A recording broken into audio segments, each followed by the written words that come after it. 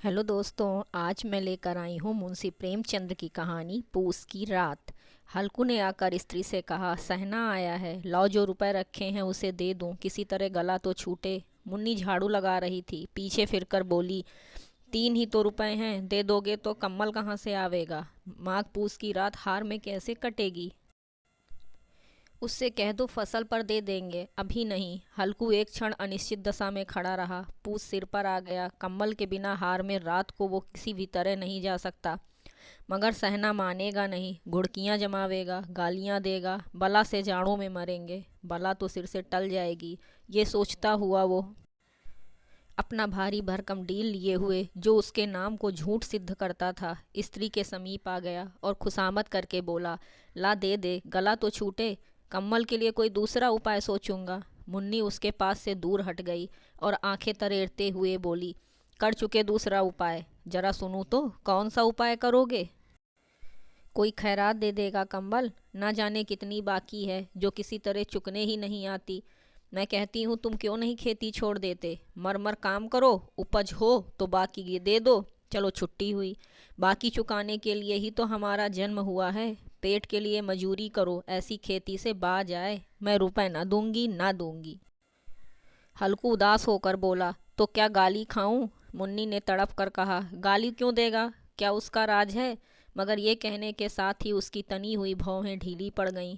हल्कू के उस वाक्य में जो कठोर सत्य था, वो मानो एक भीषण जंतु की भांति उसे घूर रहा था। उसने जाकर आले पर से रुपए निकाले और लाकर हल्कू के हाथ में रख दिए।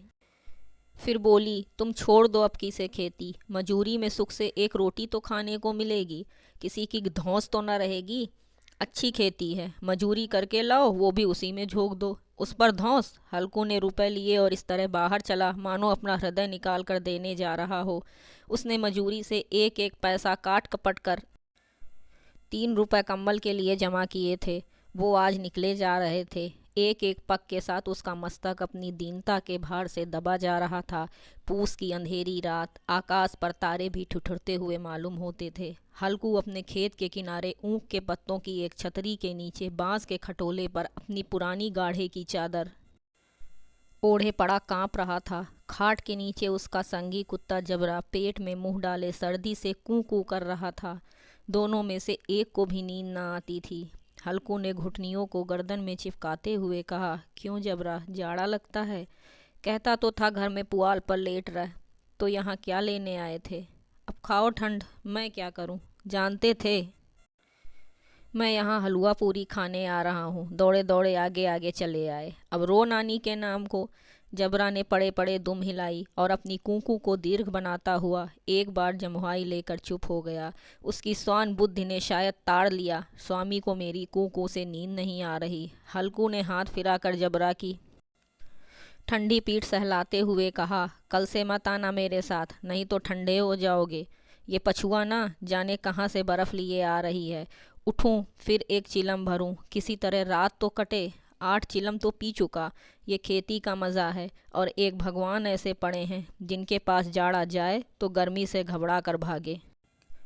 मोटे गद्दे, लिहाफ, कंबल, मजाल है जाड़े का गुजर हो जाए। तकदीर की खूबी, मजूरी हम करें, मजा दूसरे लूटें। हल्कू उठा, गड्ढे में से जरा सी आग निकाल कर चिलम भरी। जबरा भी उठ बैठा। हल्कू ने चिलम पीते हुए कहा, पिएगा, जाड़ा तो क्या जाता है, जरा मन बदल जाता है। जबरा ने उसके मुंह की ओर प्रेम से छलकती हुई आंखों से देखा। हल्कू, आज और जाड़ा खा ले, कल से मैं यहाँ पुआल बिछा दूंगा, उसी में घुसकर बैठना, तब जाड़ा न लगेगा। जबरा ने अपने पंजे उसकी घुटनियों पर रख दिए और उसके मुंह के पास अपना मुंह ले गया। हल्कू को उसकी गर्म सांस लगी। चिलम पीकर हल्कू फिर लेटा और निश्चय करके लेटा कि चाहे कुछ भी हो, अब की सो जाऊंगा। पर एक ही क्षण में उसके हृदय में कंपन होने लगा। कभी इस करवट लेटता, कभी उस करवट, पर जाड़ा किसी पिचास की भांति उसकी छाती को दबाए हुए था। जब किसी तरह ना रहा गया तो उसने जबरा को धीरे से उठाया और उसके सिर को थपथपाकर उसे अपनी गोद में सुला लिया।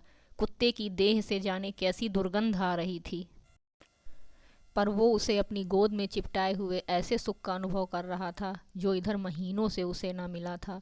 जबरा शायद ये समझ रहा था कि स्वर्ग यहीं है, और हल्कू की पवित्र आत्मा में तो उस कुत्ते के प्रति घृणा की गंध तक न थी। अपने किसी अभिन्न मित्र या भाई को भी वो इतनी ही तत्परता से गले लगाता। वो अपनी दीनता से आहत न था जिसने आज उसे इस दशा को पहुंचा दिया। नहीं, इस अनोखी मैत्री ने जैसे उसकी आत्मा के सब द्वार खोल दिए थे। सहसा जबरा ने किसी जानवर की आहट पाई। इस विशेष आत्मीयता ने उसमें एक नई स्फूर्ति पैदा कर दी थी जो हवा के ठंडे झोंकों को तुच्छ समझती थी। वो झपट कर उठा और छपरी से बाहर आकर भौंकने लगा। हल्कू ने उसे कई बार पुचकार कर बुलाया पर उसके पास न आया। कर्तव्य उसके हृदय में अरमान की भांति ही उछल रहा था। 1 घंटा और गुजर गया। रात ने शीत को हवा से धधकना शुरू किया। हल्कू उठ बैठा और दोनों घुटनों को छाती से मिलाकर सिर को उसमें छिपा लिया। फिर भी ठंड कम न हुई। ऐसा जान पड़ता था सारा रक्त जम गया है धमनियों में। रक्त की जगह हिम बह रहा है। उसने झुककर आकाश की ओर देखा। अभी कितनी रात बाकी है? अभी पहर से ऊपर रात है। हल्कू के खेत के पास आमों का एक बाग था। बाग में पत्तियों का ढेर लगा था। हल्कू ने सोचा चलकर पत्तियां बटोरूं और उन्हें जलाकर खूब तापूं। रात को कोई मुझे पत्तियां बटोरते देखे तो समझे कोई भूत है, कौन जाने कोई जानवर ही छिपा बैठा हो। मगर अब तो बैठे नहीं रहा जाता। उसने पास के अरहर के खेत में जाकर पौधे उखाड़ लिए और उनका एक झाड़ू बनाकर हाथ में सुलगता उपला लिए बगीचे की तरफ चला।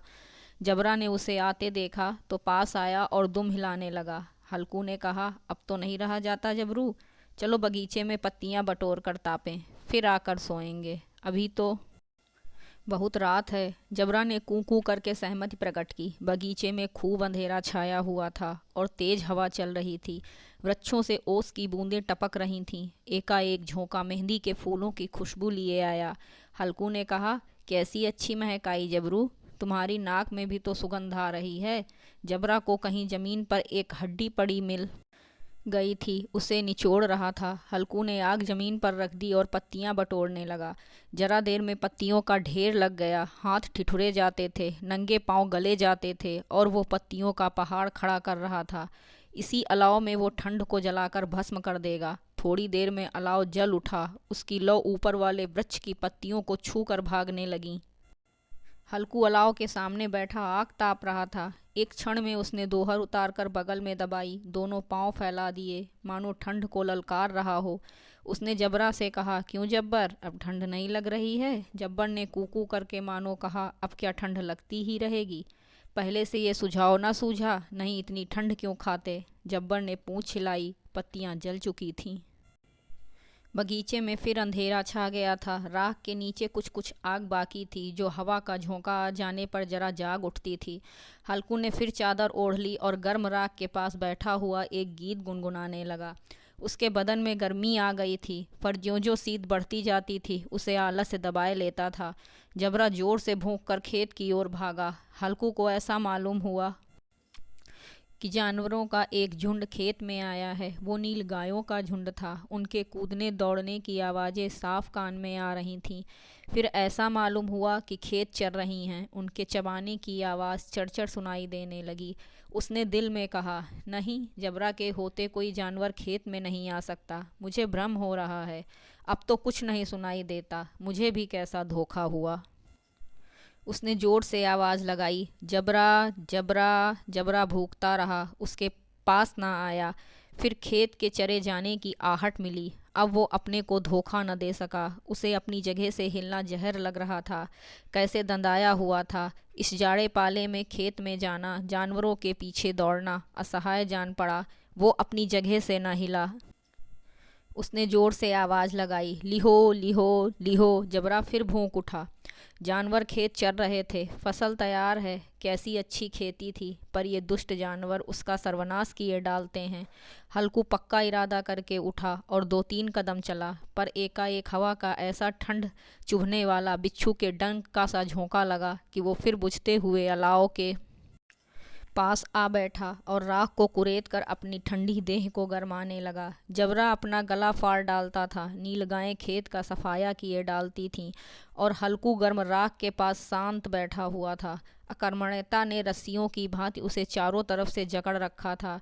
उसी राख के पास गर्म जमीन पर वो चादर ओढ़कर सो गया। सवेरे जब उसकी नींद खुली तब चारों तरफ धूप फैल गई थी और मुन्नी कह रही थी, क्या आज सोते ही रहोगे? तुम यहाँ आकर रम गए और उधर सारा खेत चौपट हो गया। हल्कू ने उठकर कहा, क्या तू खेत से होकर आ रही है? मुन्नी बोली, हाँ, सारे खेत का सत्यानाश हो गया। भला ऐसे भी कोई सोता है? तुम्हारे यहाँ मड़ैया डालने से क्या हुआ? हल्कू ने बहाना किया कि मैं मरते मरते बचा, तुझे अपने खेत की पड़ी है। पेट में ऐसा दर्द हुआ कि मैं ही जानता हूँ। दोनों फिर खेत के डांड पर आए। देखा सारा खेत रौंदा पड़ा हुआ है और जबरा मड़ैया के नीचे चित्त लेटा है, मानो प्राण ही ना हो। दोनों खेत की दशा देख रहे थे। मुन्नी के मुख पर उदासी छाई थी, पर हल्कू प्रसन्न था। मुन्नी ने चिंतित होकर कहा, अब मजूरी करके माल गुजारी भरनी पड़ेगी। हल्कू ने प्रसन्न मुख से कहा, रात को ठंड में यहाँ सोना तो न पड़ेगा। दोस्तों, अगर आपको हमारी ये कहानी पसंद आई हो तो वीडियो को लाइक और शेयर करिएगा और हमारे चैनल को सब्सक्राइब करिएगा। धन्यवाद।